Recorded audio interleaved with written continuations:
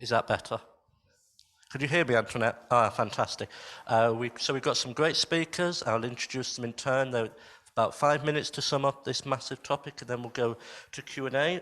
So we'll first go to Cllr Anntoinette Bramble, who is the Deputy Mayor for Hackney, and she's also the Cabinet Lead for Education, Young People and Children's Social Care at Hackney Council, and a member of the local Mayor's Hackney Fair Futures Commission. Antoinette, over to you. Thank you. Thank you so much for having me here this afternoon, Fabians, and the Foundation for European Progressive Studies on this important topic and debate. And this morning, if you were online or in the physical room, you would have heard Kia set out the importance of what Labour did around the NHS, but then also what was the next transformational change. And I believe that we're in that same space in education. There's positive things that we can talk about that Labour in government did around education, but actually we're at that place that we need that next transformational change. One of the things that we need to do is focus in more on skills and address the parity between a more academic route and a vocational route, because actually are both equally valid. And sometimes people can't understand why someone with A stars wants to go down to a vocational route, but it's because people don't see that route as valid, and it's how do we ensure that everyone understands the importance of that. There needs to be more focus on green engineering going forward and green jobs, and that doesn't start as people leave education, it starts at the beginning of education, from tree surgeons to architects to engineers. I mean, what does it look like in 21st century Britain where every building is built, but it has to have solar panels at the beginning, or at least have the infrastructure to have it embedded? That begins in education in schools, because we need the young people going into those professions to start to find those things exciting and finding that skill set to be able to do that. Because when we had some representatives in Hackney go to COP, we had a youth summit, Hackney Summit, because we wanted young people's voices to be heard in that. And then the adults that went to COP in Hackney then heard directly from young people. It's really imperative that we do that. It's really important that the curriculum represents and reflects the diverse modern Britain that we have. And a concept that I came up with was the diverse curriculum, the Black contribution. Over 2,000 schools have signed up.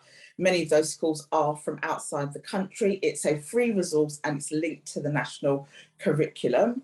And I feel whether you look like me or you don't look like me, if we don't understand the importance of what Black people and people of colour contributed to our country, I think we're all robbed of our history. So it isn't taken away from the curriculum, it's adding some of those untold stories. So for example, World War II, lots of people don't know that there were Black soldiers. You learn about that as well. And it's how we marry the two together. And it's a free resource, because I feel like empowering changing generations has to be a free resource. So that's free to any school anywhere in the country.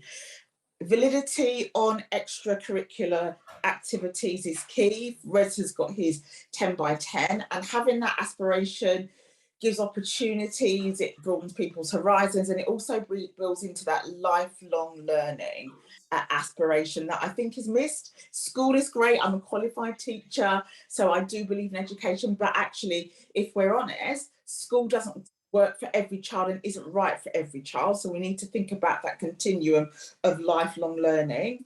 Citizenship, I think one of the key things is that every young person should have access to high quality debating. That should be part of every child's normal discourse, not just for those that can afford to be privately educated or parents that can pay for extracurricular activities. That combative discourse debate, I think, changes a mindset of young people, and I think we need to be doing more around that.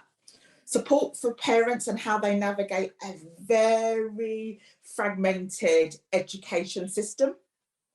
So one of the things that I advocated now is that we have a full-time member of staff dedicated to liaise and work with parents, because again, it's the more autonomous schools become, when you've got the academy system, parents feel really removed from that. Health, well-being is paramount and has to be at the core of any framework going forward for an aspirational future education model, because and also early years trained. When children are happy, they learn, they thrive, they explore. Health and well-being has to be paramount. There's nothing normal about living through a pandemic. And while I don't say everything going forward has to be shaped through the lens of COVID, we have to ensure that every young person has access to the right critical care that they need at the time that they need it. Whether that's every school having a CAMHS worker or access to a CAMHS worker, because regional variations need a different model, that is paramount.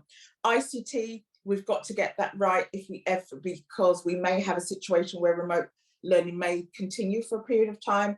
But it's not just giving children a laptop. I raised money through my local authority, raised £10,000, got £300 of devices donated, but I also ensured that officers bought dongles as well. There's no good just giving a family a laptop and assuming they can afford the Wi-Fi that goes alongside it. But then you've also got to then think about poverty, whether it's fuel poverty, child poverty, in-work poverty.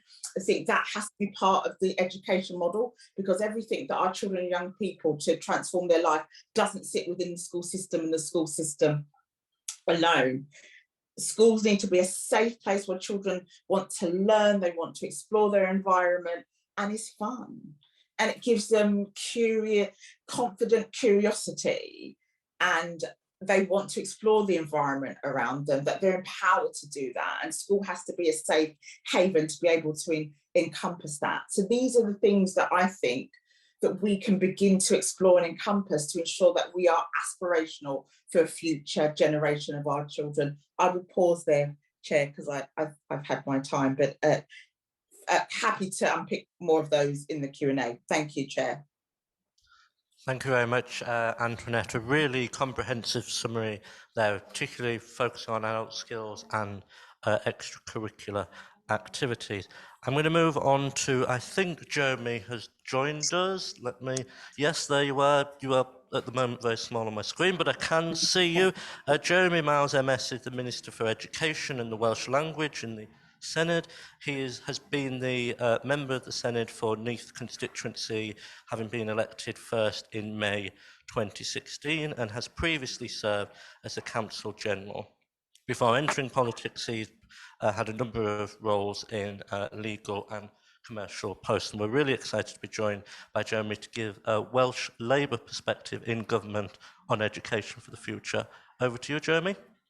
Thank you very much, and apologies for the technology issues in joining you today. I was going to tell you a lot about the expansion in schools in Wales of digital, but perhaps I should leave that for another day, given the Education Minister's inability to get into the conference. So apologies for that, but it's great to be on the panel today. And look, as you were saying, in Wales, we're on a reform journey in education, which has a very clear Welsh Labour focus on excellence and equity throughout the education system. And my priority when I was appointed Education Minister last May, when we won the election, was a commitment to high standards and aspiration for all.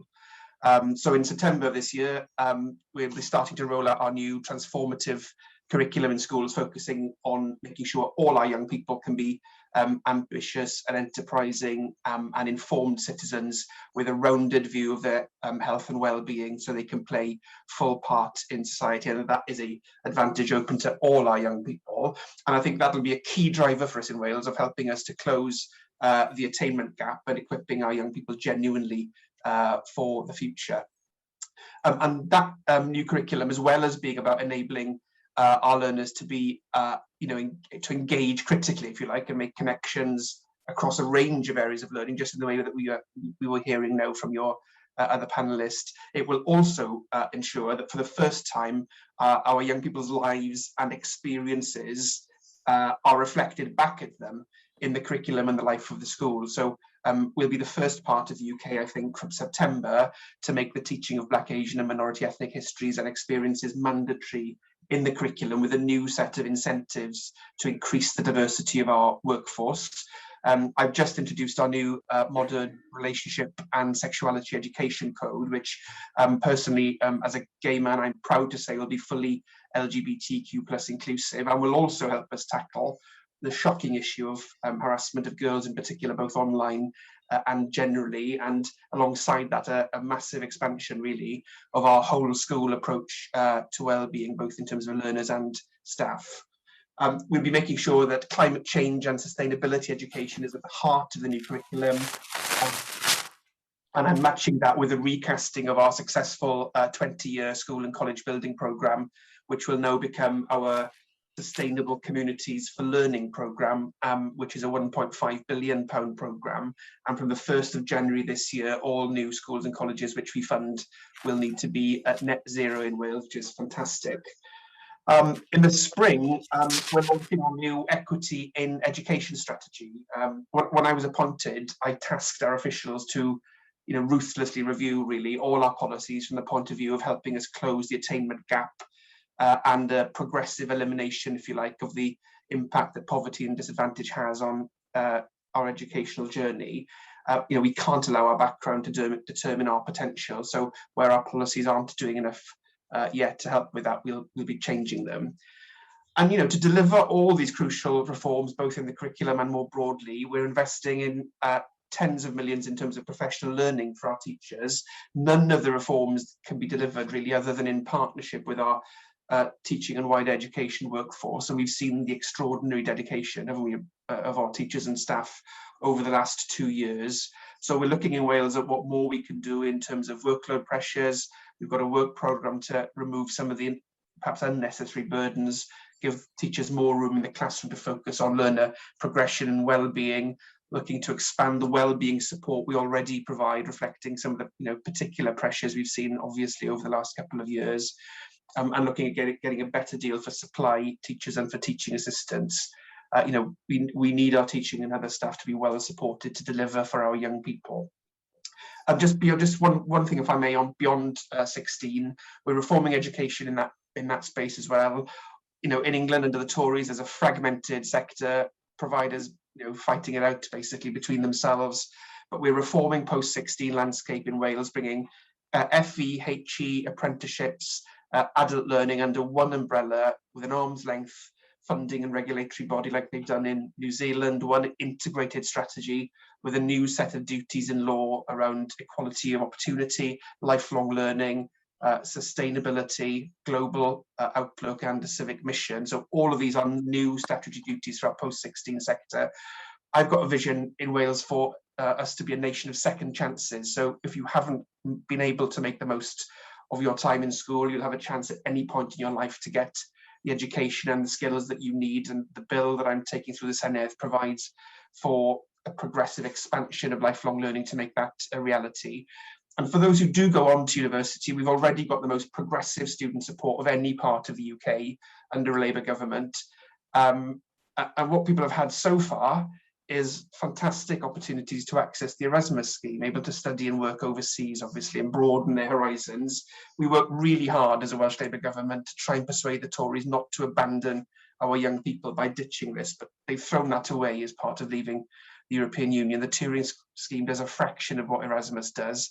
But in Wales, I'm proud to say that from this September, we'll start our new international exchange programme, HE, but also FE, apprentices, schools and beyond, and really focusing on making sure that we attract young people who wouldn't otherwise have that opportunity. So, just a snapshot there for you. There's a lot of work left to do. There are a lot of challenges to solve, but this is what a Labour education policy looks like in Wales. Learners at the heart of it, excellence and equity for everybody, global horizons for our young people, and a nation of second chances for all. And I can't wait to see a government in Westminster, a Labour government, delivering that as well.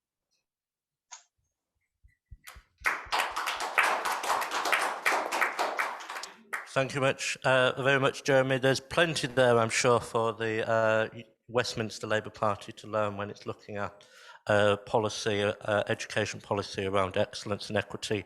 So hopefully they will listen to you. Moving on, before I do actually, if you are watching online, I know there are some of you, please do ask your questions. A colleague of mine will be passing them onto me, so I'll be able to bring you in or read out your question at the appropriate time. I'm sure you've got plenty of questions you want to ask already, and the same obviously applies for you in the room. So we're now moving on to talk about particularly the workforce in the education sector. We're going to hear from Patrick Roach, who became the General Secretary of NASUWT, the Teachers' Union, in 2020, after being the Deputy General Secretary since 2010. He is also the chair of the Trade Union Congress Anti-Racism Task Force. So Patrick, if you're still there, I'm hoping you are. Yes, you are. Over to you, Patrick. Yeah, I'm still here, won't go away. Thanks very much for the introduction and for the invitation as well. And it's great to be joining this panel and to be following Jeremy and those very important remarks from him. I think we've all witnessed the capacity of teachers, haven't we, to respond to meeting the challenge that's facing education, particularly the challenges that have faced education during the course of this pandemic.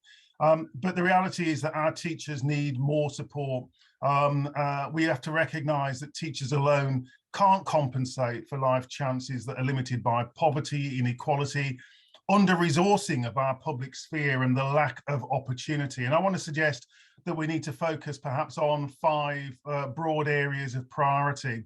The first is to put teachers at the heart of our recovery. We know that teachers' working conditions are children's learning conditions. And for the NSWT, rising to the challenge in education must begin with securing committed and dedicated teachers and by investing in our teaching profession. Yet we know that 2 out of 3 teachers are seriously considering quitting the job. We know that 40% of new teachers leave within 5 years. Teachers' pay is one of the biggest factors driving teachers out of the profession. But we also know that workload is another key factor. Excessive workload demands have risen significantly, something that Jeremy was just speaking about. More and more is being asked of the teaching profession, often diverting and diluting teachers' time and expertise. But at the same time, the recognition and the rewards available for teachers have fallen further and further behind. Those are the issues that have to be taken seriously and have to be addressed. And no matter what the direction of travel is from government, whether it's in Cardiff, whether it's in Westminster or elsewhere, a lesson from this pandemic is that we can't deliver quality education without teachers. And ensuring that we have a profession that reflects the communities that we serve is also crucially important. And I would say that we need to have teachers' voices at the table, teachers shaping reform, with governments committed to strong social dialogue and strong social partnership, and where the right of teachers to organise and to come together collectively in trade unions isn't only acknowledged, but it's also respected, it's encouraged, it's promoted by governments and by employers. Yet too often, the climate's one of hostility and intimidation. Instead, we need a firm and unequivocal commitment and determination to respecting teachers' rights at work if we're to retain the commitment of the profession. For example, we've got to be ending that option to fire and rehire teachers. We've got to end the 0 hours contracts and precarious employment contracts. And we've got to end the culture of grace and favour in relation to teachers' pay and rewards. All those are practices which undermine the efforts to improve educational opportunity and outcomes for our young people. Secondly, we've got to put equity at the centre of our vision for educational excellence. It's a point that Education International, the Global Federation of Education Trade Unions, but also the OECD are agreed upon. But not only what happens in our schools, what happens beyond the school gates also matters. 1 in 3 children are living in poverty. We need to see action to improve the living standards and to tackle poverty, which we know holds children back educationally too. Those are working class children, they're Black and Asian children, they're children living in single parent households, children living in temporary, overcrowded and unfit accommodation, children living in households where both parents are working, but where work simply doesn't pay, children who we know are coming to school hungry, children without access to books, technology, or space at home to study. And you know that schools and teachers are trying to address those issues, but schools and teachers alone can't solve those problems. So we need our education systems to be supported, enabled, and accountable for advancing equity. And if equity is key to securing high-performing education systems, then we need to see equity audits as the starting point in our journey for recovery and for an inclusive educational renewal. The third point, we've got to focus on the whole child, with education and wider services working together on behalf of and in the interests of children and families. That can't just be an option. It can't be something that, well, it's up to schools to make and other agencies to determine whether or not that's right for them. It has got to be a requirement in terms of an expectation, a statutory duty on all those bodies working with children and families. Fourth, we need to end wasteful competition and fragmentation, which is diverting precious resources away from where they're most needed. We need a national system and framework that promotes that shared local commitment to our children and young people. We need to see an end to the decades-long failure in the system of local management of schools, which has contributed to fragmentation right across the system. We need to insist on collaboration and cooperation rather than competition between schools. And it all means that we need public funded agencies to work together in the interests of all children and young people. And then fifth and finally, we need to restore trust and public accountability. We need to open up the space for professional debate and collaboration. We need to reform those inspection and accountability practices which engender a climate of bullying and fear, which divert precious time and resources away from the classroom, and which leads to practices that undermine the professionalism and agency of teachers. That's what we already know from high-performing education systems around the world. And I would say, we would say in the NASUWT, that that's what it takes for us to rise to the challenge, a progressive vision for children and for teachers, rooted in democracy, respect, fairness, and opportunity for all. Thank you.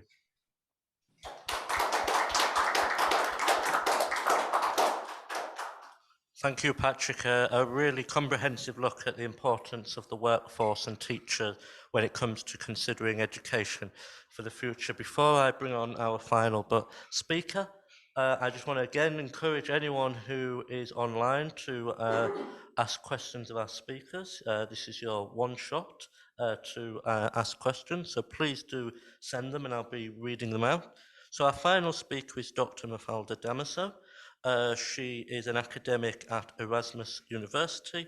Before she worked at Erasmus University, she worked for King's College and Goldsmiths University London, and has worked at several cultural organisations and think tanks. Mafalda, over to you. Thank you. Yes, good morning, and thank you so much for the invitation. It's really such an honor to be here. I will be making 3 broad points, and then I'm happy to be much more specific in the Q&A and the discussion. And my first point is the following. The role of education includes providing skills and a qualified labor force, yes, but it goes much beyond that, especially in a progressive model of development. That's the first point. And this echoes, of course, what Antoinette said. A second point is that education should address not only the inequities of the present, but also those of the future. And here, skills like creativity are increasingly important. And then my third point, the challenges faced by the education sector in the UK and in the EU are mainly not technical, they are political, and so they require political solutions. So I'll expand on these points now. And on the role of education, as Ben just said, I'm here as an educator. I'm also part of the academic network of FEPS at Next Left, and I'm teaching in the Netherlands, I'm teaching in France. Before I taught in the UK, I taught as well in further education here in the UK. But I can only be an educator, right, at these institutions because I was first a student supported by the solidarity of fellow citizens. So I came to London to do a PhD funded by the EU, right? And that means funded by namely British citizens. So thank you. And before, I'm Portuguese. I did Erasmus in Austria. I did an MA in Belgium. And before that, my parents were the first in Portugal of their families to go to education and to higher education in Portugal, funded as well by the solidarity of their fellow citizens. And so my generation, as many generations, but I think we just don't tell this history of success of the welfare state when it does work. In my family, we went from having family members unable to read, right? Like my grandmother. I remember seeing her trying to put together letters of a word of orange to see the prices. Laranja, L-A-R-A-N. To having someone like me here with a PhD. And all with publicly funded education, by the way, 0 student loans. But I want to argue that this story is one that is one of much more than simply upskilling. So learning, going to university, has allowed my family and me first to engage in political conversations, right? Or to follow political conversations first, and now, as in my case, to be here and to contribute to them. So education gave my family, the tools to be able to put into words the kind of world that we want to live in, to then see or identify, to look at the world that we do live in and contrast that, right? Compare and contrast our goals, the world of the vision that we see in the world that we live in today, and then to demand action to overcome that gap, to progress, right? Progressives, that's who we are. And some in this room, some watching, may think about this as a process of empowerment or liberation, like Paulo Freire or Bell Hooks. Others will see it as a process of the individual development of capabilities, right? The individual capacity to act, alongside Nussbaum. But I think that we all as progressives, despite our differences, may agree that education is about, or that the main goal of education that succeeds in a progressive vision of development, prepares children and adults to act as citizens. And this requires a holistic approach to education, as Antoinette mentioned. Now, to my second point, this does not mean that education should pretend that all children grow up in the same conditions, of course not, or to not pay attention to skills at all. That's not what I'm saying either. It does mean, though, that education policy must go beyond the idea of transmitting the knowledge and skills that are needed now in the world of today. It should be pre-distributive. I know that it's a word that somehow is no longer very central in debates around policy, but I do not want to let go of it. I think pre-distribution is really important. Education should be pre-distributive. It should preempt inequalities before they are reinforced or emerge in the future. And so this means that we need to strengthen abilities that will allow children, and not only the children of the wealthy, to be prepared for the world of the future. A world of automation, artificial intelligence, new fields of knowledge, right? New social, economic, political challenges, which we cannot even imagine today. And one of the solutions, right, to prepare the children to be able to address these issues in the future is the development of creativity as one of the central pillars of education policy, and not simply as the cherry on top of the cake. So creativity is a skill for the jobs of the future, but I think that it's also a key component of well-rounded citizens, right, who will be reimagining the world of the future and demanding better. Now, to my final point. We hear a lot about the digital in these conversations, or at least I keep hearing about it. Digital, digital, digital, that's the future of education. And as someone who taught mostly online during the pandemic, I completely see the value of the digital. But the digital does not provide the main solutions to the main challenges faced by the education sector. Funding, of course, is one of them. But there's another major challenge that we must address, and Patrick mentioned that, Jeremy as well, in a certain sense, which is the logic structuring how education facilities and staff are managed and evaluated. And the marketization of education has meant that schools and universities in the UK, and this I have to say specific to the UK, this is not at all the experience that I have in France, in the Netherlands, as a student, in Portugal, in Austria, in Belgium. This is, the UK is on another planet here, and it's sadly not the good planet, right? It's all about the outputs and the numbers. Quantity, not quality. It's really shocking. And this has transformed people who go into education to be educators into register checkers, email writers, diploma providers, in box tickers. That's what I felt. And this is not about specific institutions, it's the broad system. So even when there is, a head of department who tries to change these things, that's the system. So I think that progressives must ask themselves what education is for, and then redesign education policy in ways that allow educators to do what they do best, which is to educate. And I went to check, I didn't study Latin, I had to Google this. I went to check where educate comes from educare, which means to bring up, to rear, to take care, to raise, right? That is to support the development, the prosperity, intellectual, but also emotional and social of our children and our fellow citizens. I think that is the point of a progressive approach to education policy. Thank you.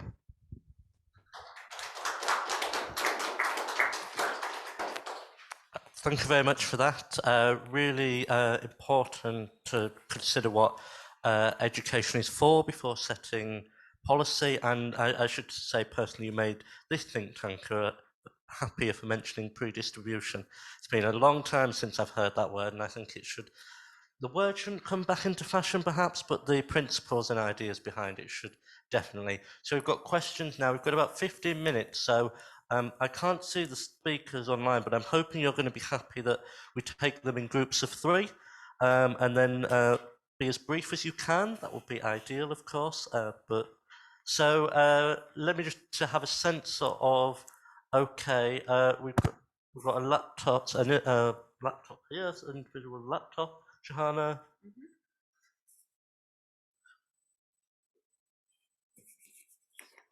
That is a small microphone. Hi. Hello. Hi. I'm a head of sixth form in a North London borough, 500 students. I've been proud to teach there for 20 years. I've been teaching for 26 years. I appreciate everything that Patrick said. I'm a member of his union, and I think that all his policy objectives that he just said are very pertinent and important. I had a couple of other things I wanted to just ask about. Firstly, teacher training. Big concerns at the moment about the centralised control of teacher training. Oxford and Cambridge saying that they might sort of back out of it. The fact that it might push more academic people out of the profession, and it's removing the kind of creativity that was there before. So I just wanted to find out your views about that. Secondly, the pandemic at the moment, the cognitive dissonance that is being created for us as staff and students is quite alarming. The constant changes of policy, the isolation days, it is really exacerbating mental health and is going to add to the recruitment crisis that we're seeing at the moment, and the number of staff, not me, but that are leaving the profession that I see around me. So I just wanted to find out your views about that too. Thank you. Thank you very much. We also have a question online from Sean Alexander, who's asked, at the mum of a SEND child, I often feel they are forgotten in wider education policy. But as diagnosis rates for learning differences increase, I wonder what the panel feel about how we can best support children like mine, both within and outside the mainstream school setting. And then in the room, the gentleman there with the, is that a grey jumper? I think that is a grey jumper. It most definitely is. Yes, I'm James Sheard. I'm a member of the Fabian Society's Education Policy Group, but I'm also a former employer of a green engineering company. And I was very struck by the comments about young people. We suffered a great deal from the inability to get the skilled engineers that we were required to get our product to market. We were a spin out of Imperial College. I wonder if the panel has anything to say about how we can improve the post-18 education in this area and develop partnership working, spin-outs, and the education sector being more vocational in general.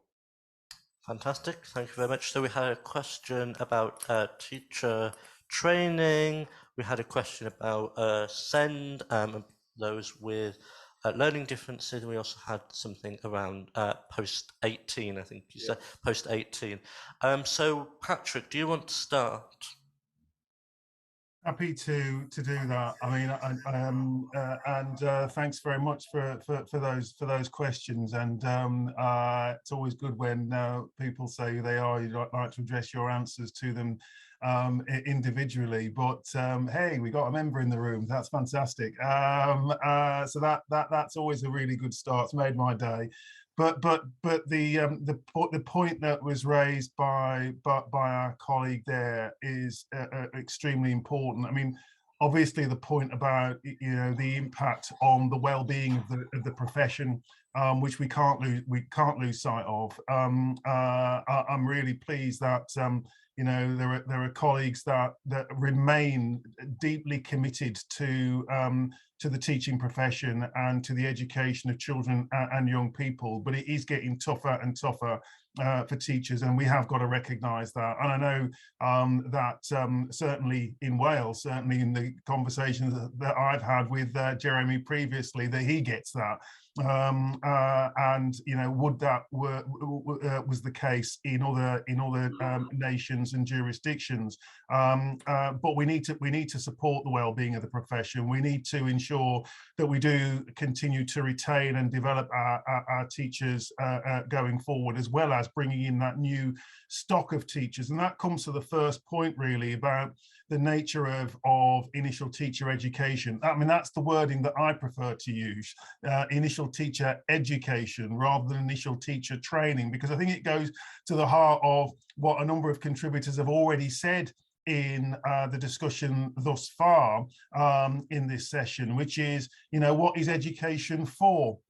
What is the role of the teacher? Is the teacher there as a delivery agent, or is education actually something much more meaningful than that, much more creative than that by way of a process, much more co-produced as a process between teacher and the learner?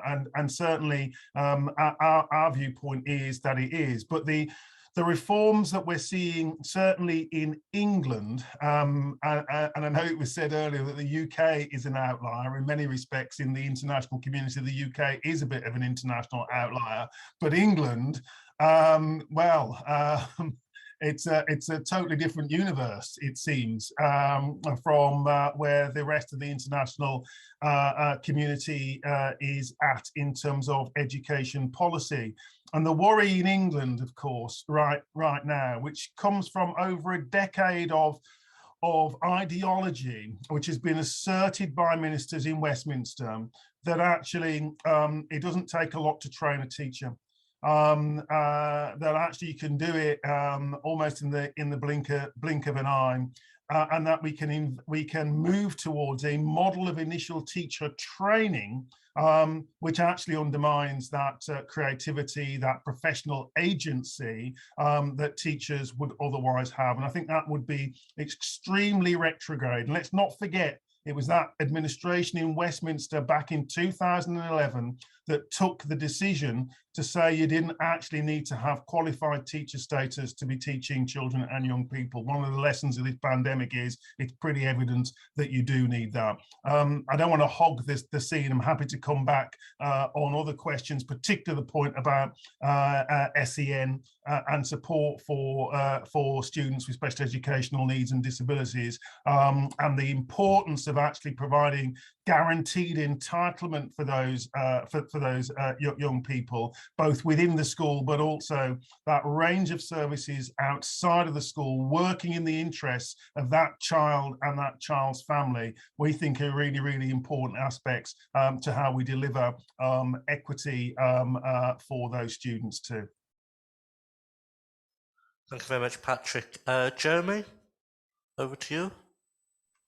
Thanks, Ben. Yeah, well, there's a range of questions there from colleagues. So just if I may start on the SEN, which in Wales we call the ALN system. We've just, in the last government, the last Labour government, we introduced legislation to reform the additional learning needs system, which is actually being rolled out from this academic year. So what that has done in Wales is to create a more integrated system.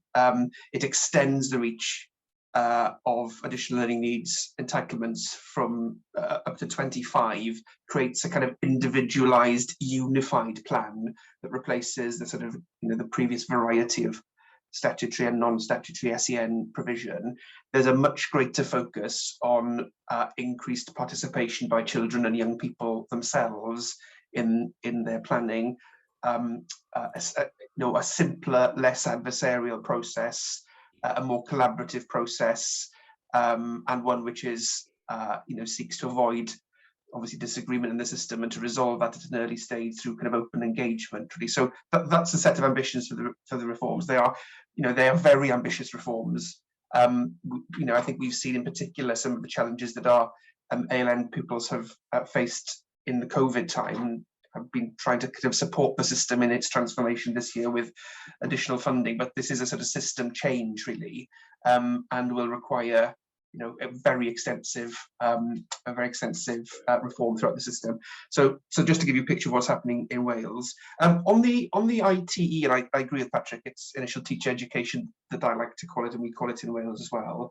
It isn't especially centralised. I'm at the moment visiting all our partnerships online to talk to the new cohorts of students, and the key thing for us is to make sure that we get people into our teaching profession with a range of life experiences, able to engage with the new levels of creativity and self, kind of co-developed curriculum that we are introducing from this September. And I actually think that's been quite an exciting offer, I think, for those people joining the profession for the first time in Wales. But I also think we need to have a very, very clear lens on early years support for practitioners as well, to make sure they get that professional learning offer, that well-being support, so they continue to want to be part of the teaching profession in Wales.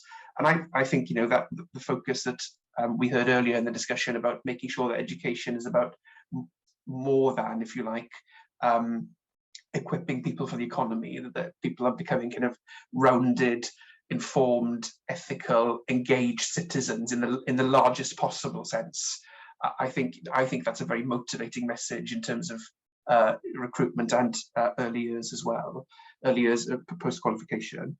And finally, on the point about what can we do to make sure that we have that collaboration between different parts of the education system, the tertiary space. I think I spoke a little bit about what we're doing in Wales here. The new commission that we're establishing, and I know there are voices in England hoping the Conservative government could be inspired by what's happening in different parts of the world in this space.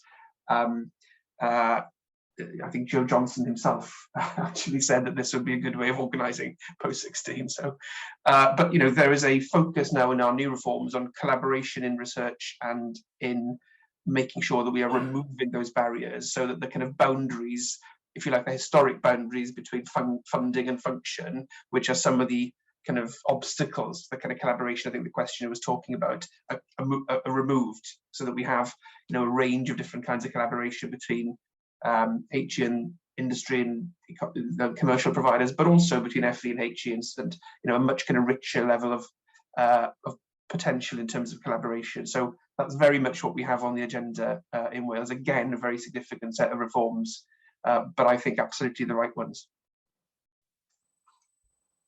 Great, thank you very much, Jeremy. Antoinette?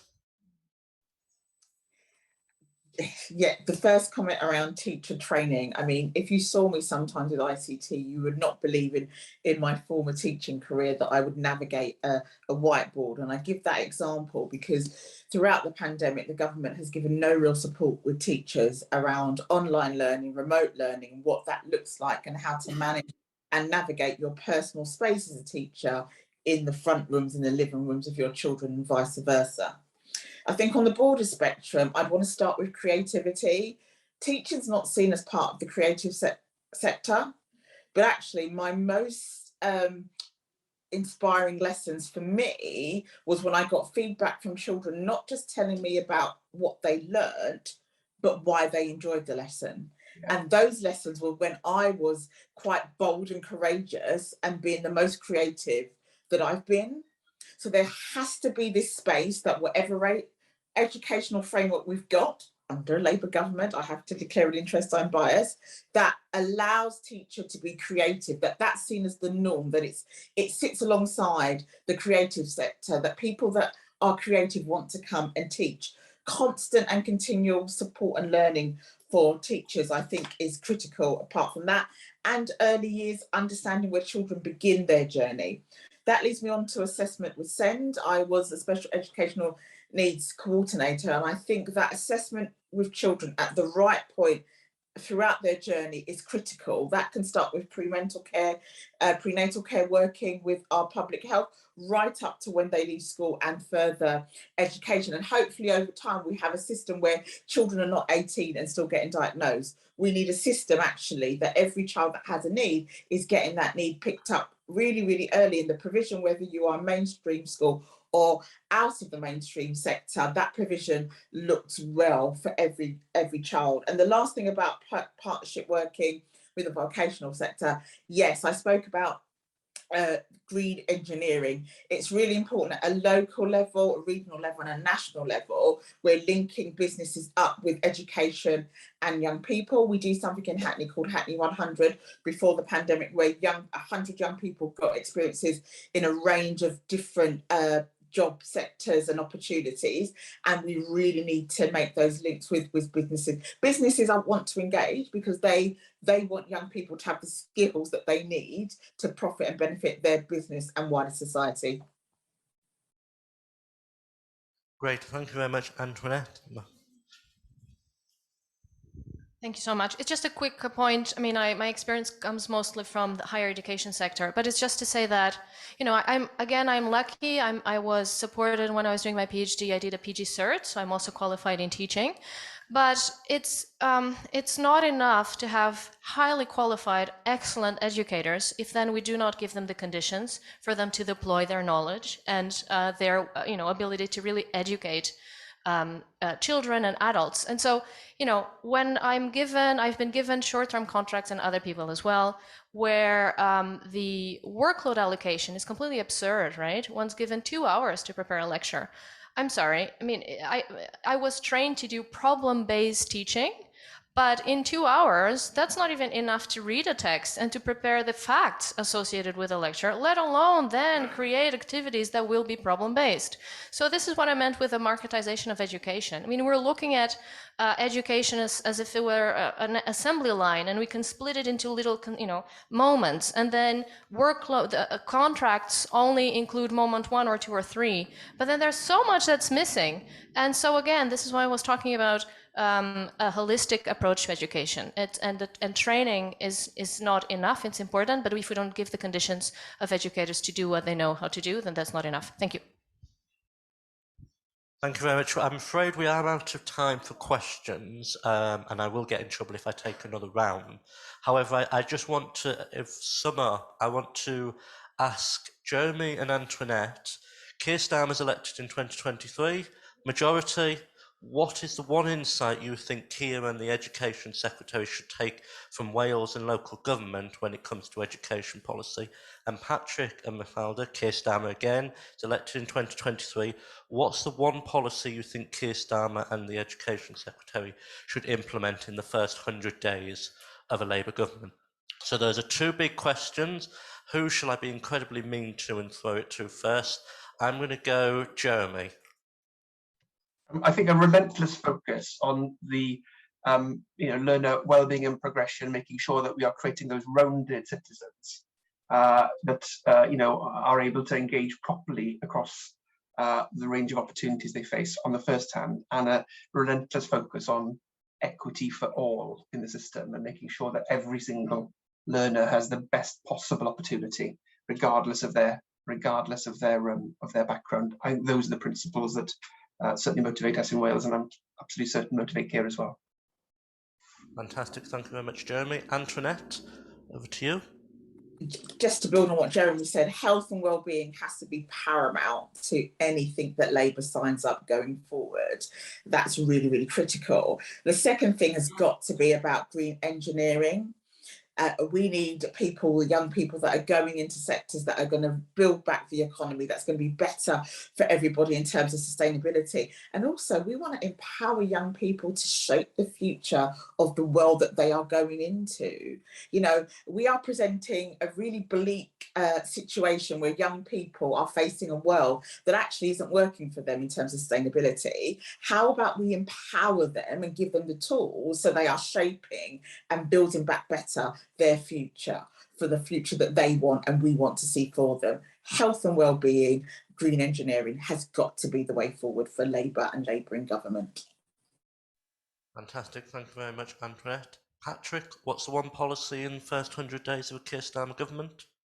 Gosh, that's unfair. But what I would say is, well, I don't think it's anything new for Labour, and I don't think it's anything new for Keir Starmer. May 2010, the workforce was locked out of the policy-making machinery in Whitehall with the ending of social partnership. 2020, kids were locked out of their schools by a government that didn't even have any answers about how it was going to support children and young people. Let's get back around the table. Let's have that spirit of democracy, of social partnership and social dialogue being at the heart of government policy, which will therefore work in the interests of children and young people and those who teach them. Fantastic, thank you very much, Patrick. Thank you very quickly. I'm perhaps not in 100 days, but hire more teachers and educators and pay them better. It's not acceptable to be expecting people to work 50, sometimes 60-hour weeks for low salaries. And teachers will have better lives, students will have a better learning experience, and we will all gain with that.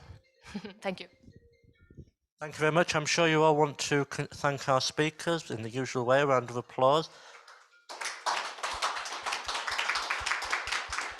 We have another set of sessions starting in around 10 minutes. The one in here is on family and care, and I would encourage you to stay here because I'm speaking for that. Enjoy the rest of your day.